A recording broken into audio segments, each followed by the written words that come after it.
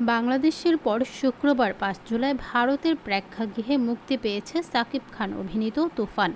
জানা গেছে সেখানকার ৪৫টির বেশি সিনেমা হলে চলেছে ছবিটি। তবে প্রচুর প্রচারণা চালিয়েও মুক্তির প্রথম দিনে দর্শক খরায় বড়সড় ধাক্কা খেল রায়হান রাফি পরিচালিত আলোচিত এই সিনেমাটি। কলকাতায় মুক্তির আগে সেখানকার ইউটিউবাররা তুফানের প্রশংসা করলেও এবার সেই দেশে মুক্তি পাওয়ার পর দেখা যাচ্ছে ভিন্ন চিত্র। জমকালো প্রিমিয়ার শোর পর শুক্রবার ৫ জুলাই যখন সিনেমাটি রিলিজ দিল তখন দর্শক সাড়া পায়নি, এমনকি অনেক প্রেক্ষাগৃহে দর্শক না পাওয়ায় শো বন্ধ করে দেওয়া হয়। বিভিন্ন সূত্রের মাধ্যমে জানা গেছে সাউথ সিটি আইনক্সে দুপুর ১২টার শোয়ে ১০ জন দর্শক এবং বিকেল ৪টা ৩৫-এর শোয়ে মাত্র ১৮ জন। অনেকেই বলছেন যেখানে এখন দেবজিতের সিনেমাই চলে না সেখানে অন্য দেশের নায়কের সিনেমা কিভাবে সুপারহিট হবে।